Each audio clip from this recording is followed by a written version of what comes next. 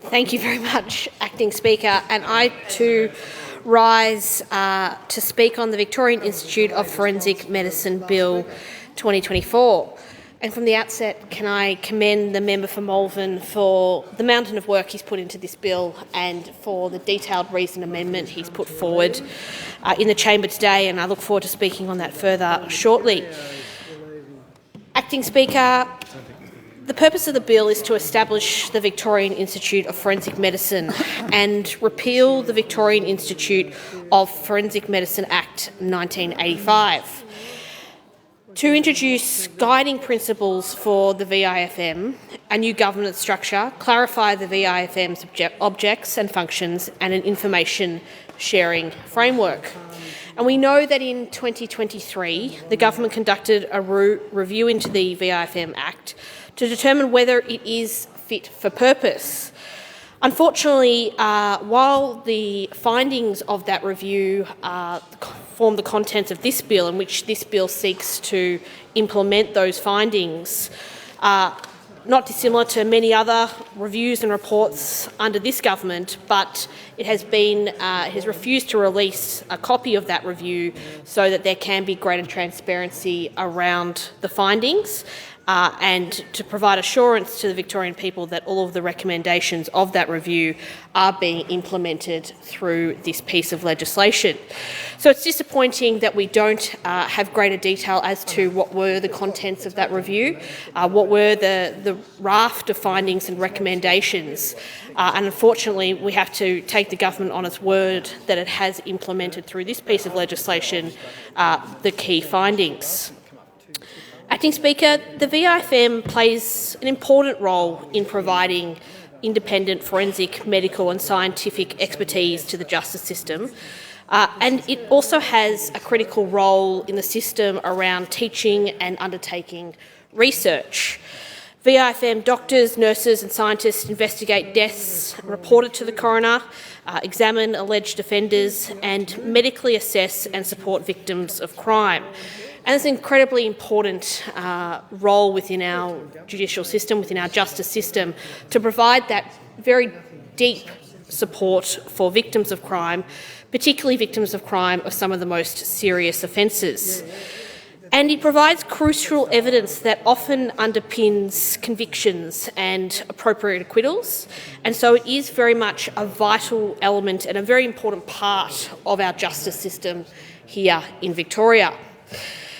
Acting Speaker, in September 2021, the Victorian Law Reform Commission handed down its report into improving the justice system response to sexual offences. And within that report, there were recommendations relating to forensic medicine that included the Victorian government should, as part of the sexual assault strategy, develop measures to extend access to forensic medical examinations. And two, to give victim survivors the option of a forensic medical examination without requiring a report to the police. Unfortunately, since that report was handed down, the VIFM has failed in its responsibility to promptly provide a forensic examination to at least one victim survivor of sexual assault. And I'll come back to this experience shortly. But the experience of that victim survivor, the experience of Grace Stewart, is incredibly concerning, and unfortunately the bill before us today does nothing to address the myriad of concerns that were identified in that case. Since that report was handed down, the requirement and the responsibility to provide a prompt forensic examination to victim survivors of sexual assault has been questionable. And it's clear on that basis alone that the VIFM is in need of significant reform, so it can be more capable of servicing the needs of the justice system in a timely and effective manner, and it can also ensure that it is treating victim survivors with the dignity and the respect they deserve and need. While the changes to this outlined in this bill would make the VIFM are important, particularly some of those governance changes that are outlined in the bill, unfortunately it does not alleviate the concerns we have with the cultural programs that have beset the organisation for some time. And we have serious concerns on this side of the House about the lack of consultation with key stakeholders, especially regarding the processes for the use and disclosure of individual information, and also around the lack of consultation with the medical community, given the concerns that victim survivors have outlined in their own experiences. And this bill, importantly, will not fix the problems with the VIFM that were identified by the Victorian Law Reform Commission's 2021 report, Improving the Justice System Response to Sexual Offences, as I outlined. Acting Speaker, the story of Grace Stewart is one that should concern every single Victorian.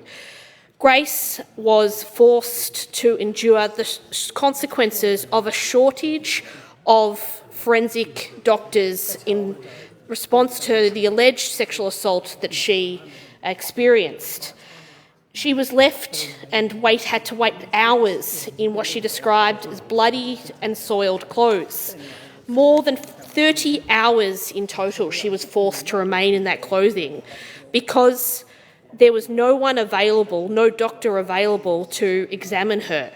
And unfortunately, we've seen in this legislation that it does nothing to address these concerns. It does nothing to ensure that there is appropriate resourcing, appropriate funding, so that there are forensic doctors and forensic medical staff available.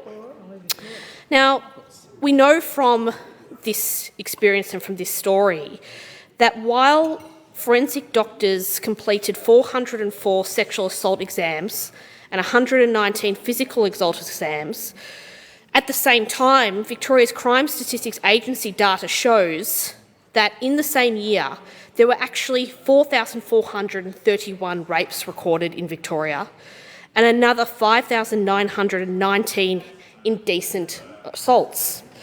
So you can see the disparity there, Acting Speaker, between the number of offences recorded, the number of alleged incidents recorded, and the number of forensic examinations that were actually taken place. And this comes back to the severe shortage of forensic doctors and medical staff available to victims of crime and victim survivors of sexual assault in particular. That takes me to the stakeholder concerns, Acting Speaker, with this piece of legislation, and in particular the Australian Medical Association. They have spoken to the fact that they were not adequately consulted and have said that they believe the bill should have a greater health focus when it is in fact drafted as a justice bill. We need to make sure that the health concerns are brought into this piece of legislation because at the end of the day, it is an organisation, an institute that deals with victim survivors of sexual assault and tries to provide that support to victims of crime.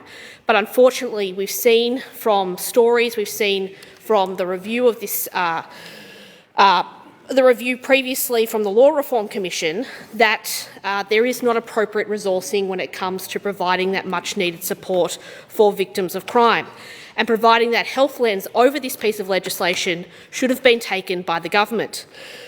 The Law Institute of Victoria has also raised significant concerns regarding the use and disclosure of information pertaining to individuals.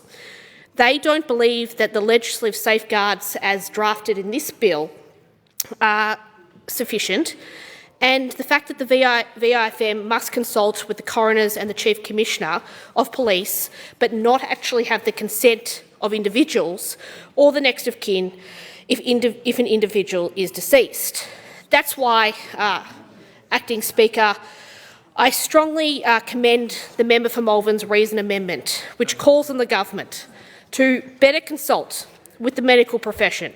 And I note that the AMAA, as I said, have significant concerns here about that lack of consultation. To ensure that victim survivors of sexual assault can obtain timely forensic medical services and to improve safeguards for the use and sharing of personal information held by the VIFM. It's very important that we make the VIFM the best possible institution and maintain its status as a world-class provider of forensic services, teaching, training and research. And I call on the government to consider the member for Malvern's reasoned amendment to ensure that it does do that and this piece of legislation goes that far.